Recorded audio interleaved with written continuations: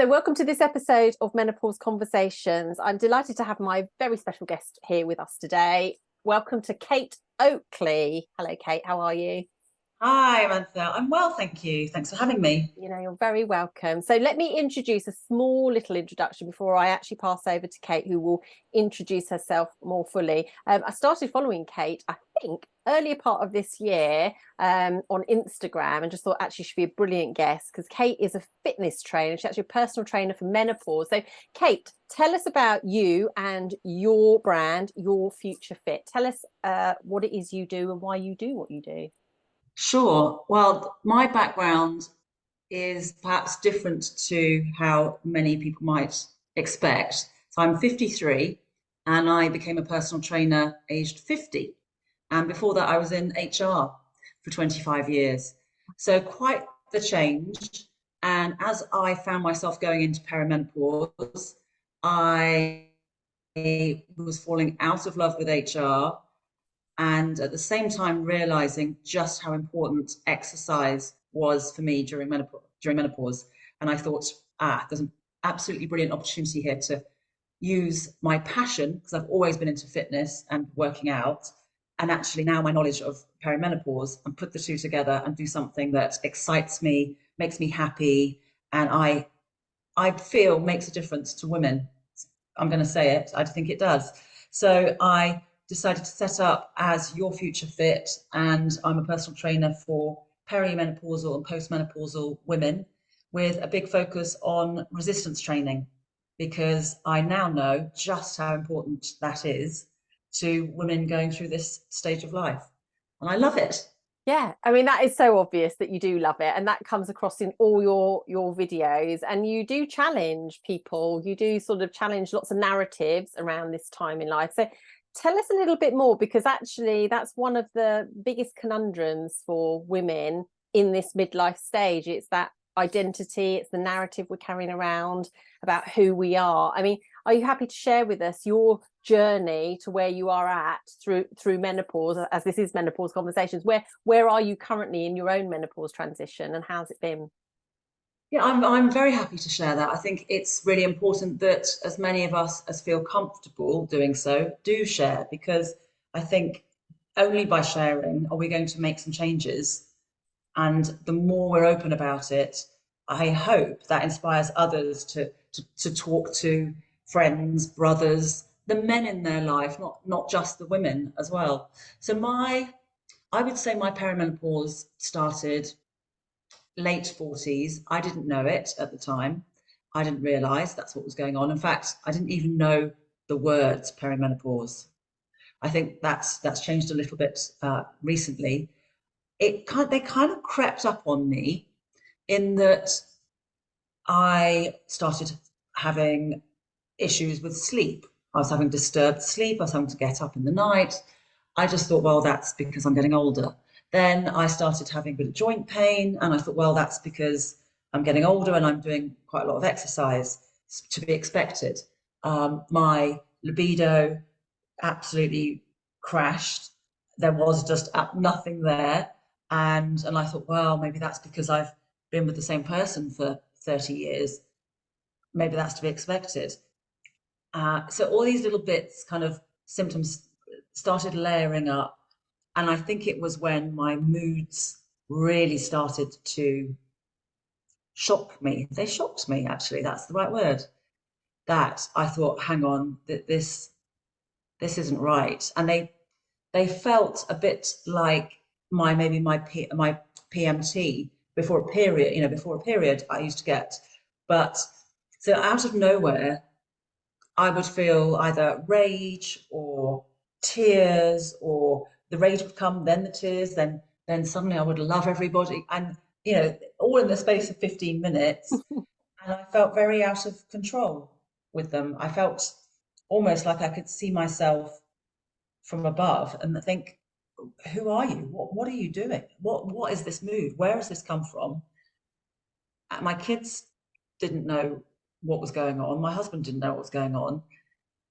And that's when I started doing research, my own research, and learning what was going on for me, and put a name to it. And then, the penny dropped, And okay.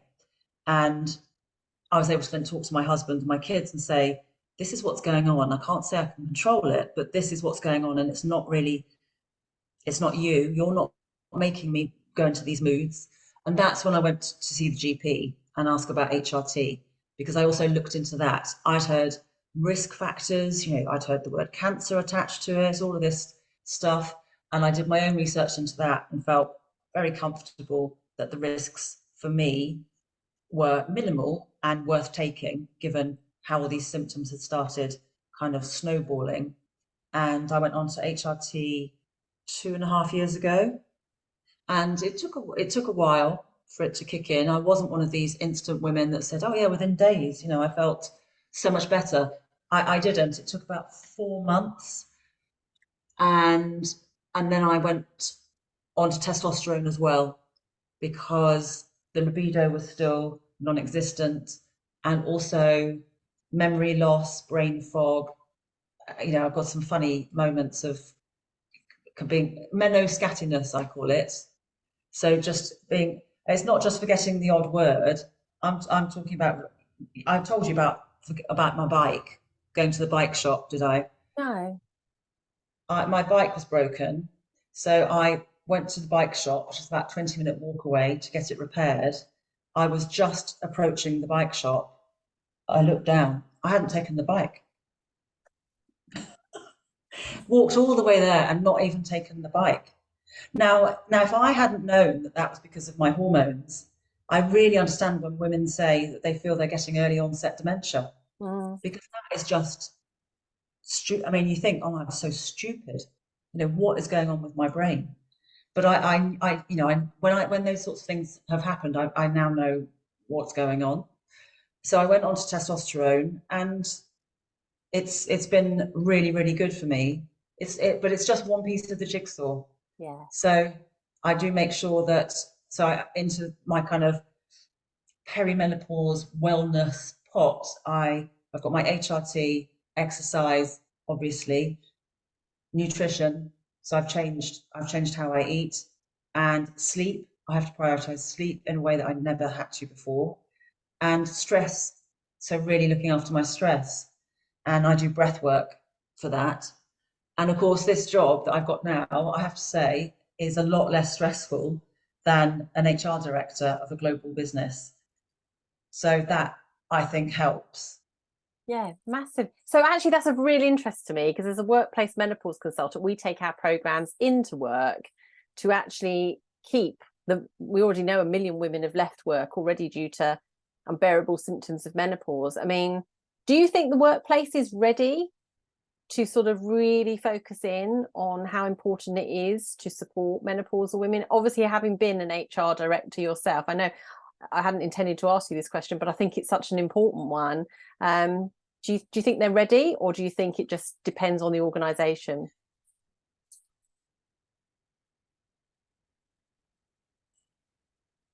I'm hearing mixed reports. I think it depends on the organisation. I think it would be foolish to not be ready, though, because if you're not going to adopt that, you're not helping part of your workforce be the best that they can be at work. And I think to not do that is if just from a purely commercial perspective, never mind actually caring about your people, if we just park that for a minute, but from a commercial perspective, I would be arguing that you're going to get better results as a business by having an educated and supported staff. So not just supported, not, oh, we've got a menopause room that you can go and rest in, but, or we'll let you take breaks. Or I'm talking about everyone knows what menopause is. So, all the men in the office understand what menopause is. Why would it not be of interest to them anyway? Because they'll all be the son of a woman that, they'll have sisters, partners, nieces, cousins, friends, whatever. So it affects everybody. So I think I would like to hope that every organisation was ready, but I'm not sure that they are. But let's hope that the work you're doing and some of us are doing to shout a bit louder makes a difference, and they realise that actually now is the time to change that. Yeah, I completely agree. And I would say, you know, we know from data from Fawcett and various other places that at best 30% of companies will have some sort of guidance, but as we know, guidance is meaningless because it will probably sit in a drawer somewhere or on a desktop, on, you know, in a file on someone's computer. But that doesn't change things on an everyday level for women coming to work, and amazing women like yourself. You know, it does beg that question, doesn't it? If there had have been more support, more awareness, more male allyship, like you, I'm a massive fan of that, because I think men are a huge part of the equation. I think they're also, some men are a huge part of the problem. But the reality is, I think we all need to talk about it. So I love what you've just said there. So that's really interesting. So one of the things that we do promote, it's not just about workplaces helping people, it's very much about what you can do to help yourself. And this is why I sort of got in touch with you and said, I'd love to have a conversation with you about the whole, you know, the narratives that are surrounding exercise, being well, being healthy. And we've sort of got a number of little things that we wanted to talk about. But if I were to say to you, I mean, how do we encourage not just women or menopausal women or people in midlife, but how do we encourage people to be even interested in exercise? Kate, obviously you've had it throughout your life and have been really passionate about it, and to the point that you're making a career out of it. But actually, how do we even engage in this conversation, or get other people to engage in the conversation around exercise? Well, I think this is a really interesting topic because we hear the word motivation a lot. You know, people say, "Oh, I'm not motivated." How do you find motivation? And this might be a bit controversial, but I think if you keep waiting for this golden, you know, covered in glitter motivation to just kind of wash over you one morning, I think you could be waiting a long time. Mm. You know, I exercise 5 or 6 days out of 7, but it's not because I feel this whoosh of motive. Oh, I can't wait to go and do this today. I see it like brushing my teeth. It's something that it has to be done. It has to be done. Brushing your teeth, I mean, I find that so boring. I can't tell you. Um, but you don't fight it, do you? You just do it. You do when you're a kid, a little kid, and you know, you fight it and you tell your mum and dad you've done it when you haven't, and things like that. But once you become adult, you realize, well, it's a non-negotiable unless I want to have really poor teeth, which are going to be terrible, not just for the more I talk, the more I'm thinking this analogy works very well. For your looks, teeth, but also for your health, your oral health, and being able to function. How are you going to be able to function if you can't, you know, use your teeth? Well, same with the exercise. You've got what it's going to look like if you don't exercise, and you've got how you're going to function if you don't exercise. And if we don't exercise, we're not going to be able to function properly. And I think just changing that mindset to it's something that needs to be done. And I hope that people would then get into the habit of it and they do start enjoying it. Brilliant if you can, and you find some movement that you do enjoy. And for some it might be Zumba, for others it's Pilates, others it's running, cycling. If you can find something you enjoy, brilliant. But I would say you've just got to get started and you've just got to do it. Tick. Definitely.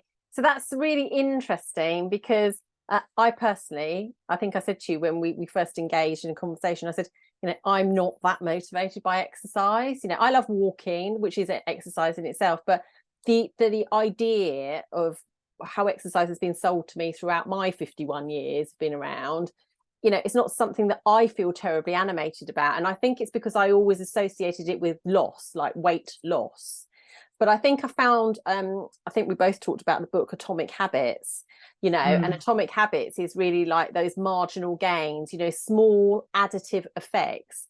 And for me, I found a better relationship with exercise when I started to think about what it would give me rather than what it would take away. So I started to think around this narrative about, I just want to be stronger and I want to be healthier. So resistance, the type of exercise that you really are promoting is what type of exercise? So resistance training, Resistance training. So tell us about that. yes, or known as strength training. So Okay. resistance training Resistance training, for those that don't know what that means, is using your body against a resistance. So the more you use your bones against a resistance, the stronger they'll become, in basic terms. Okay. So you can, yes, body weight. For example, a push-up, you are using your body as a resistance to push up. But ideally, you want to move into also using weights or resistance bands. So using that to create a resistance to gain bone strength. And for those that are in menopause, this is, I would say it's not just a nice to have, it's not a nice to have, it's essential because we need to be looking after our bone health. The stats seem to be actually getting worse. A couple of years ago, it was 1 in 3 women would go on to have a fracture in this country over 50. And now I'm starting to see studies come out where they say it's 1 in 2. And I thought that can't be right. When I first heard that, I thought that can't be right. And then you start thinking, oh yeah, then my mother-in-law hip replacement. Oh yeah, Aunt so and so, yeah, she fell and then fractured this. And you start, yeah, it does make sense. Hopefully, we'll be the generation that that's not going to happen to. But we need to get started. If you've not started already, just get started. And I think going back to the Atomic Habits reference that you made, what I think can be very overwhelming if you don't do any resistance training is, well, where do you start? And the thought of going to a gym and lifting up those huge barbells with all the men, around the weights, it's intimidating. And that's why you've seen my videos. I'm in the garden with some dumbbells, and that is it. I think people think I've got secret equipment, like stored around the corner or something. I haven't. I've just got dumbbells. I've got a bench to sit on or step up on, and I've got some resistance bands, and that's it. And you can really make a difference with just short workouts, and it doesn't have to be 45 minutes every time, which I think can be overwhelming. When you start doing 15 minutes and you start to feel stronger and you start to feel better about yourself, you start to notice that you're able to get up off the floor more easily, that you played with your grandkids or friends, younger children more easily. You start, God, you know what? I can feel a difference. And that's when a bit of motivation starts to creep in, because you start to think, well, I like that, and I'd like more of that. I might do that 15 minutes twice through today, and I might do 30 minutes. So I would my tip is just start small, build from there, see what happens. We don't need to set these huge goals. Oh, by Christmas, I'm going to be doing 45 minutes 4 times a week. Let's just start and slowly build. Yeah, and I think one of my favorite videos, I've got two of watching you that I can really, really remember. I think you'd been poorly, and you'd had a number of weeks away from exercise. And I remember you just like literally coming on. It was a grey old day, and you were outside and you went, just going to do something. Now and you really did, and you said actually it was really tough. You did a video and you said actually I'm really aching, but I've started. And then literally last week you said like just 10 minutes, like you, for whatever reason, you were keeping it real. You weren't in the mood, something not quite right, but you still did what you could, and you sort of talked about just showing up, do 5 minutes. If you feel all right after 5 minutes, do another 5 minutes type thing. And I really loved that, because I thought, how many of us, like I've got a worksheet in my bathroom which says what my intention is about and what exercise I'm going to do. And the amount of times I go in there and go, oh God, it says aerobics. Another day I'll be like really up for it. And so I think it is you said to me before, start where you're at. Start where you're at, whatever level you're at. So, because people ask for advice all the time, well, what's the ideal? Kate, what do you do? They say, what weights are you using and what do you do? Now, I can share that, but that might not be helpful for somebody who has never picked up any weights before, doesn't get many steps in a day, doesn't do any cardio exercise, and my weights may not be relevant at all, probably not relevant to that individual. So it's about starting where you're at. So if anyone's listening to this and thinks, well, gosh, I do, a couple thousand steps a day, and I keep hearing this 10,000 mentioned, let's not go for the 10,000 yet. Let's just try and make it 2,500 a day for the next week. See how that feels. The idea is to set yourself up for success. The reason New Year's resolutions fail is because people come there, right, I'm going to go vegan. I'm going to do 10,000 steps a day, 3 strength workouts a week, and I'm going to, call my mum, every day. we just set ourselves up for failure. Why do we do that to ourselves? So if we set ourselves up for success, you build from there. You're probably going to smash that 2,500 steps. That feels good. Like, do you know what? Did 3,000 actually. Feel good, feels good. Well, then next week, if you did 3,000, let's next week make it 3,500, and you'll build. And before you know it, you'll have reached the 10. Whereas if you just started aiming for the 10 from week 1, probably going to fail by about week 2, and then you bin it because you feel a failure. Well, that was pointless. Look at me, I'm useless. All that negative talk comes in. I'm useless. I knew I'd quit. I'm rubbish. And if it, I know from personal experience, that's when you reach for the snacks as well, isn't it? Well, I do, or the glass of wine, or the kind of the crutches of because you just feel rubbish, and then you reach for the things that just carry on that spiral. So yes, start where you're at and slowly build, I would say.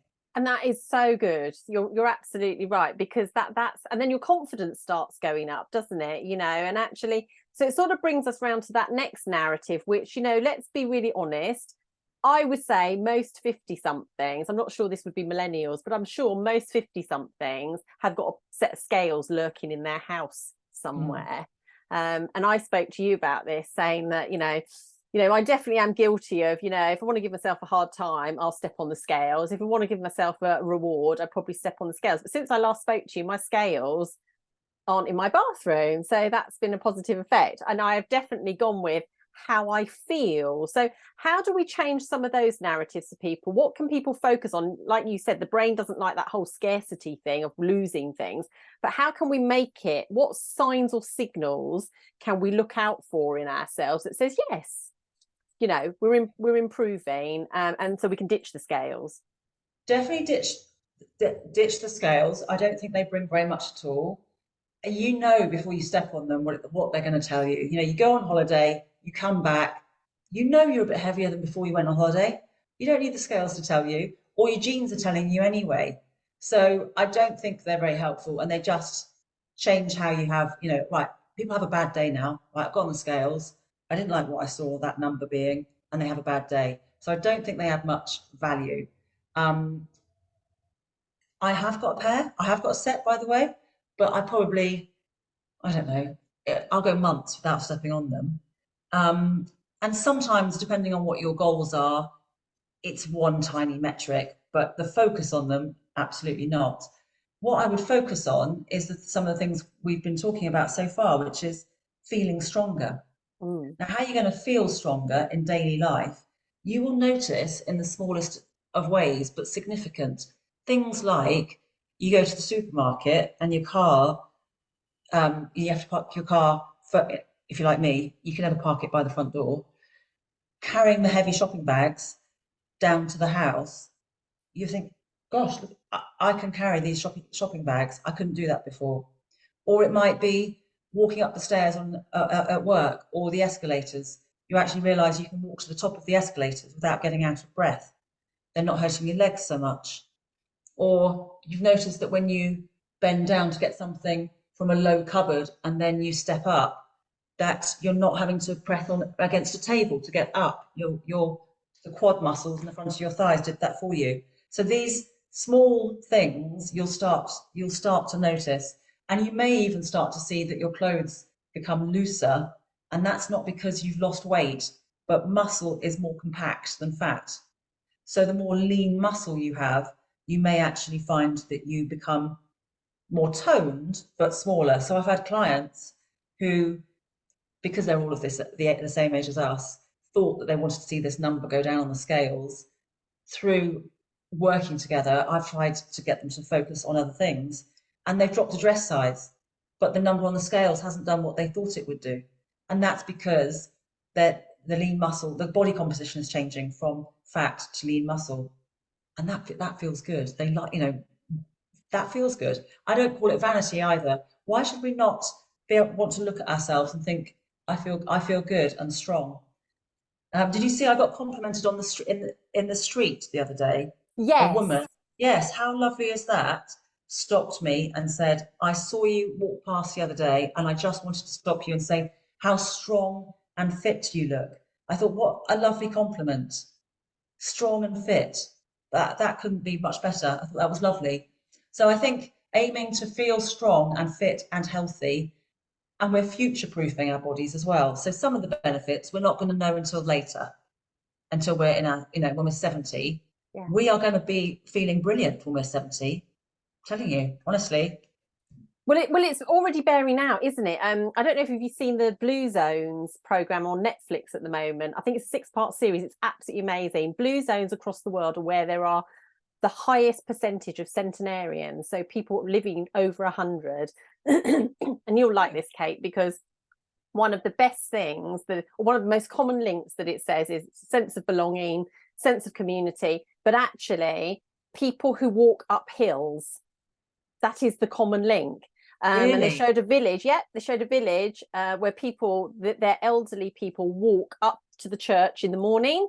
They come back down. They walk back up to the church in the evening and back down. So it's that whole resistance, Yes. and using your own body weight. So, I mean, we always laugh in my house. If anyone drops anything on the floor, has to pick something up, there's always a groan in it. I think that comes with midlife. You groan, don't you, when you get up off of something, but like you say, those wonderful rich feelings of feeling like, yes, I feel stronger, I feel more confident. You actually even know that if you did fall over, you'd be able to push yourself up, and that's the most important thing as we get older, isn't it? That ability to push yourself up.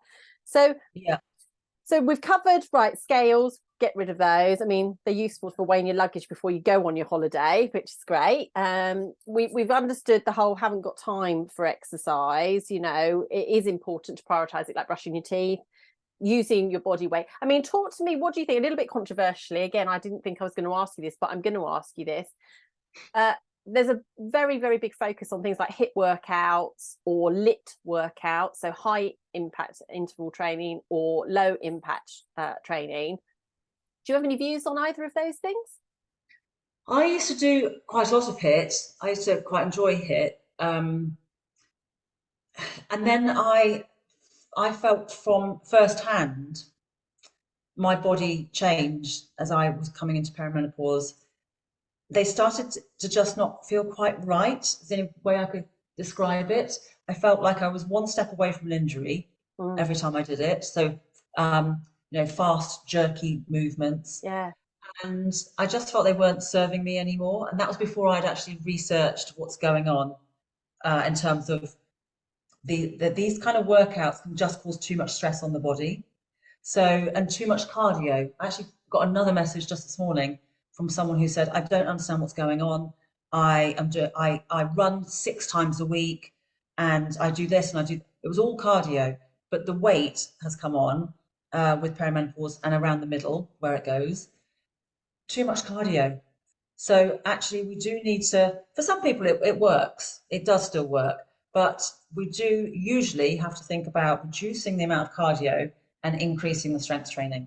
So you mentioned aerobics. If you're doing something like aerobics, I would think of doing that 1 to 2 times a week only, and then strength training, let's say 3 times a week if you've got time. And then something for flexibility like yoga or Pilates. So I would, if anyone's thinking, I don't feel quite right, my body doesn't respond and feel the way I want it to when I'm doing the sort of more intense workouts, make that shift to strength training. Yeah. And you will feel brilliant. I went to a party on Saturday and there was a woman at the party, she's a neighbour, and she said, before I have too many drinks, Kate, I just need to come and tell you, you've changed my life. And I, what? And she said, I've started doing your videos and I've started doing weights. She said, I've never exercised, I've always hated it. But she said, I've started picking up some dumbbells at home. And is it mad that I say I feel more able to deal with the rest of the, stuff that life can throw at me, the bad stuff? And I said, no, that's what it does. It's like a little superpower. It does bring a sense of control back to a time when we can feel out of control. And that's another benefit, I think. over and above cardio. I think cardio, I do spinning for my cardio, and I love the endorphin rush. And I love the music, and that's why I go. But actually, the strength training is what makes me feel in control. And I've got this, Yeah, which is is a good feeling at this time, isn't it? Because a lot of the definitely. things you don't feel you've quite got a handle on. So let's talk. So this is an area that we really go into deep dive when we do our sessions in the workplace, because the whole issue, if you like, with how our bodies respond in midlife and particularly menopause is that we end up producing cortisol. If you do a HIIT workout, what a HIIT workout does is it signals to your body you're running for your life. So the whole, even how we breathe through our mouth is signaling to your body heart rate's gone too high now, and actually, so it's time to produce more cortisol. And that's why people who exercise end up just with this ring of abdominal fat, which is storing estrogen around their middle. So one of the things we say is know your number, and we've got lots of people on the programs that we do, and knowing your number generally is maximum heart rate of a human heart is 220 beats a minute. But if you take off your age, that's your maximum. And then you only work to 75%. So whatever exercise you're doing, if you're around the 75%, so in my case, it's about 127 beats a minute, I'm going to lose weight and I'm not going to be producing cortisol. So therefore, that belly fat is reducing. So it totally concurs with everything that you're saying, Kate. And we're not advocating don't do cardio. We're just saying do it within the range that feels okay for you, and listen to your body, because like you said, that's really, really, really powerful, isn't it? And I know a very practical question. What size weights should people start with? Because I know what will happen. There'll be a whole lot of people, and they'll be on a well-known online search engine ordering their weights because I think, right, I'm going for it. But actually, what is a reasonable pair of weights to start training with or lifting? For a woman around our age, are we Yes. thinking? Yes. So around 50s. So it's very hard to say for sure, because again, it depends on your starting point. And just because you've never picked up weights before doesn't necessarily mean that you don't have any strength. Good point. So it depends what you've been doing with the rest of your life. Someone might be a really avid gardener and has been doing bags of compost for the last few years and digging, so they've been doing lots of kind of strength training, but without actually owning the dumbbells. Yeah. But if I had to say on average, what seems to work is a pair of 3 kgs for upper body and a pair of 5 kgs for lower body. But that's a quite generic, without seeing somebody. Yes, of course. That's a disclaimer there. Obviously, yeah. But as an average of what I've seen work for clients to date, I would say 3s and 5s. And then if you've got a friend who's got some, or a family member, go and borrow theirs and try them out. So for example, if you picked up their 3 kgs and you're doing bicep curls, I think most people know what a bicep curl is, just lifting those forearms up.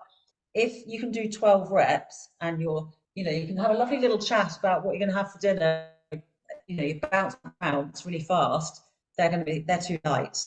You want to be thinking that you're struggling with that 11th and 12th repetition of the exercise. And I mean struggle, like it's not pretty. You're grimacing. There's a grunt. There might even be a swear word. And I think that's one of the main things I've seen is I don't think women our age know how hard to work, and why would they? Yeah. But it's not attractive if you're working hard enough. No. You're sort of like, you're having to pull a face. Yeah. So work harder than you think would be, because if you're going to show up 15 minutes or however long it is, you might as well, if you can. I know it's not always possible, and you saw me the other day, I couldn't. But if you can, give it what you've got, because you don't know what tomorrow is going to bring. No. So on a day you feel pretty good, give it what you've got. And I'm going to ask a stupid question. Is that 3 kg in each hand, or is it the combined weight? No, in each hand. Yeah. Okay. Because I know someone will ask me that. Okay. So that's really, really helpful. Tell us about recovery, because I hear so often people that just go at it and then they get injured. I mean, what sort of advice would you give about recovery during this time if people are going to engage? I always say to have a day of rest.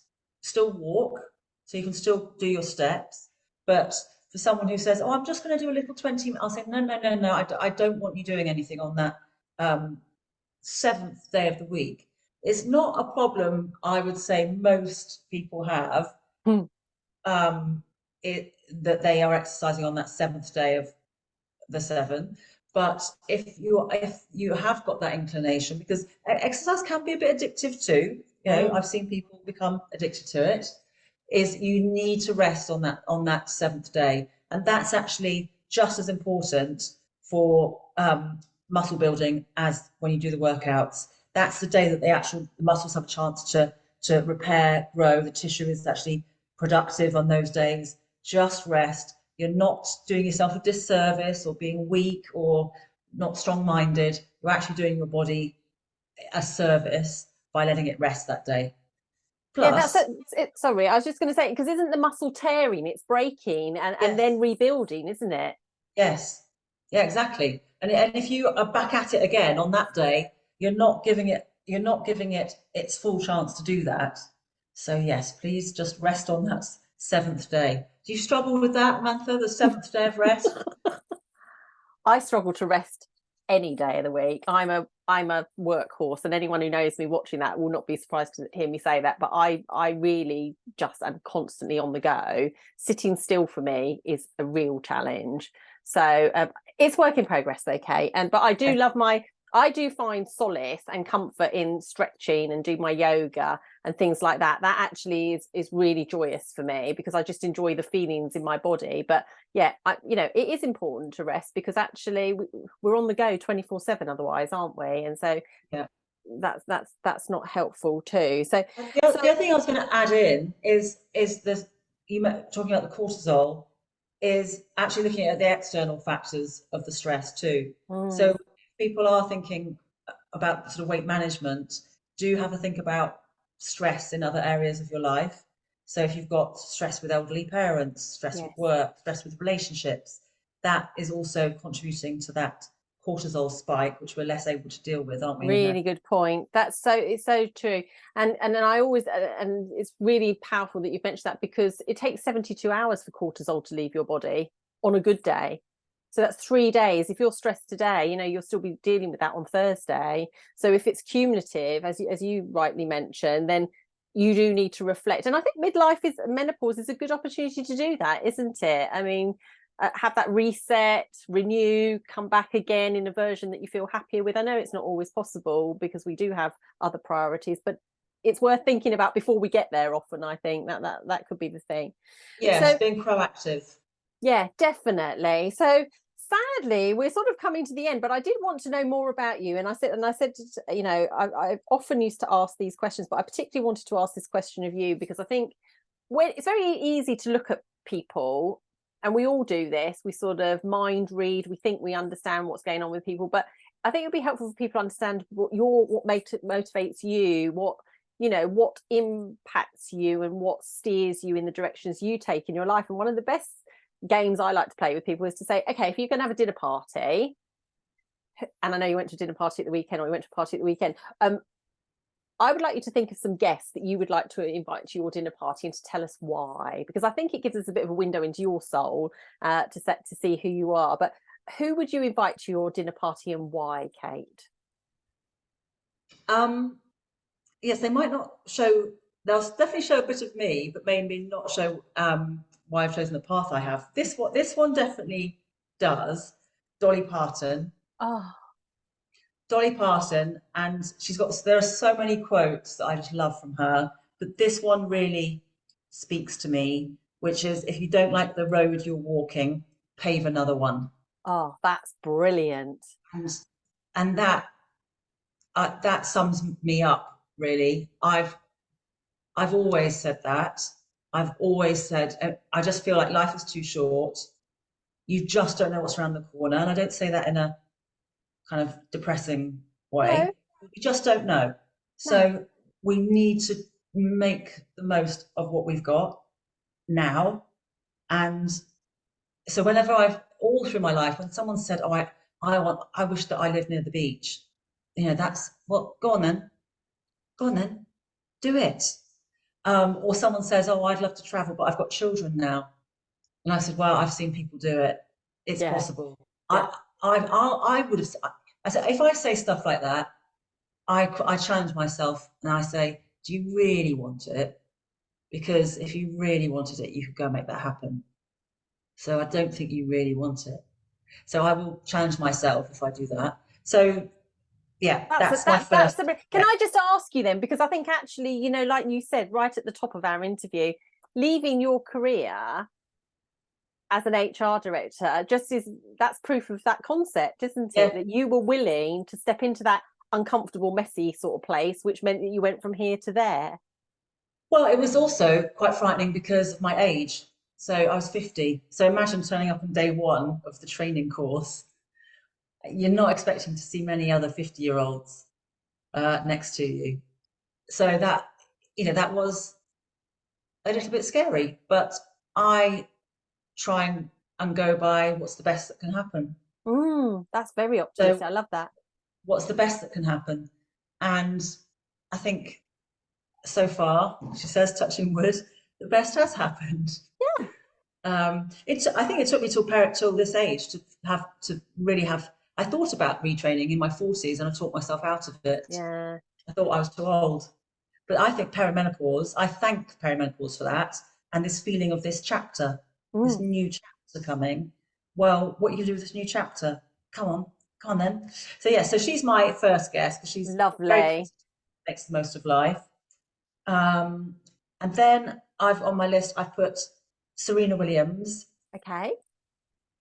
as a fantastic athlete, Mm. and I would just love to hear firsthand about her views. Some of the questions you've asked me, I'd love to know what she says. What does she say about discipline and commitment and drive? Yeah, what's the inside scoop on that? Mm. I would like to know about that. And then I have put, this is an idol of mine, David Bowie. Oh, wow. I just, yeah, I've just always loved him and every piece of music. And I think he was super smart, very charismatic. And did you hear what he said back in 1996 about the internet? Have you heard that? Have you seen No. that interview? No. Google it, and you see him sat there, and this is before it's all kicked off. And he says, "We're on the cusp of something exhilarating and terrifying." Well, that's just made me shiver. Mm, yeah. Mm. So he says something like he said, it's gonna bring all sorts of good, but it's also going to bring all sorts of bad. And this is before anyone said that. It's before we even Mm. do. He predicted it was going to be this huge benefit to society, but also a bit of a monster. Which is, I think he's right. He was right. Yeah. Say the quote again. We're on the cusp of. We're on the cusp of something exhilarating and terrifying. Oh, yeah. It's like those polar opposites. So he's really like a modern day philosopher, wasn't he? Really? Yeah, he's just, yeah, loved him. And then I sneaked in an extra one. Yeah, why not? My and this is just a personal one. My granddad. Oh, tell us about your Um, granddad. well, that's the thing, that's why I put him down because he died when I was 18, and Oh. I was too self-absorbed, like most teenagers, to ask him about his life. Oh. And so I wish that I'm gonna get upset now. I think I get upset. Oh. I wish he could be at the table and I could actually ask him about his life Yeah. as an adult to adult. But as a teenager, you don't bother, do you? Because No. it's granddad. So and then it's too late. So yeah, I'd like If you him to if be you, there. if you had one question that you did want to ask him, what would you most want to ask him? Oh gosh, I don't know if I could ask him one. I want to know everything from the beginning. I want to know Oh. about his childhood. I want to know how did he meet my nan. I call them Nana and Granddad. How did he meet? How did he meet her? What's his experience of the war? I don't know. Like I literally know nothing. Um, what were the tough bits in his life? What was he proudest of? Probably he'd say me and my brother, what he's proudest of. Mm, So I don't think I could pick one. how lovely. But can you imagine just sat on a sofa and just not even being aware of the Yeah. time and just talking, which is really wonderful, because in a way that you do afford other people that, Kate. I mean, when we've spoken before, you've said to me, you know, you sort of really get to know the person, really get to know what it is that they want. And, you know, you're pretty clear with people, aren't you? If they sort of say, you know, I want to lose weight, or I want to do this, you sort of really challenge back, don't you? And you're very clear. So in a way, you are sort of having that conversation you would have had with your granddad, but with other people, getting to know them. Well, maybe I'm making up for lost time. Yeah. Well, that's no bad thing, is it? What was your granddad's name? Harold. Lovely, love it. So Kate and Harold. Lillian and Harold. You couldn't get, and they were Oh, from Rochdale. So brilliant. Northerners. You wouldn't Brilliant. tell That, from my accent, would you? no, not at all. But that is so lovely. And I like the fact that he was on the guest list too, because it would be too easy to just pick all the famous people that we think we're meant to pick. So I love the fact that you made it personal when you made it your own. So that is brilliant. So I mean, it's been wonderful talking to you, and I'm sure we'll talk again another time. But for now, I mean, it's been an absolute delight to speak to you. How can people be in touch with you, know more about you, engage with you? What's the best way for them to get in touch with you, Kate? There's my website, Yes. yourfuturefit.com, and there's a bit more about me on there. There's a bit more about resistance training. There are blogs and I think I've done a podcast on resistance training on there that they might find interesting. My retreats are on there because I Yes. run retreat weekends in the UK for menopausal women. And they could go onto Instagram, and that's Your Future Fit. I'm more active on Instagram. I haven't got time for Facebook, I'm afraid. I am on LinkedIn, but I would say the website and Instagram is the best way to sort of see a bit more about me and my approach, if you like. Yeah. And there's lots of free content, to be honest. There's lots of free content. Loads. You're so generous with your content, and your Instagram page is utterly beautiful. Don't take my word for it. Go over and have a look, because it is really beautiful. And if you like how you've seen Kate today, you'll just get more and more of that. And what you'll get in bucket loads is authenticity, and someone who keeps it real, so that, you know, we don't need to feel the guilt. We know that it's okay to show up as you are, do what you can when you can, and never use haven't got time as an excuse. If anyone's thinking, oh, but I don't have time, then I'm going to say, perhaps this is the leaving shot. When you brush your teeth tonight, see if you can just do a wall sit. So that's keeping your back against the wall in a squat position, and work those fronts of the thighs, the quad muscles, while you're brushing your teeth. That's 2 minutes. And you're not going to be doing that. I mean, you're not using those 2 minutes for anything else while you're brushing your teeth, are you? So if anyone's not got time, 2 minutes when you brush your teeth, that's 28 minutes a week. Tick. That's a workout. Brilliant. And for those of us who are really good at brushing our teeth, if you do it twice a day, that's even better. Yes, twice a day. Well, the math, I've done the math. It's 4 minutes a day, 7 days a week. There's your workout. Perfect. Yeah. And that is so powerful, isn't it? So it's very easy, but unless we challenge ourselves, we'll always just hang on to the excuses, won't we? So I think it's time to ditch those. But for now, Kate, thank you so much for your time. It's been an absolute pleasure. Thanks for having me. It's been really fun. You're welcome.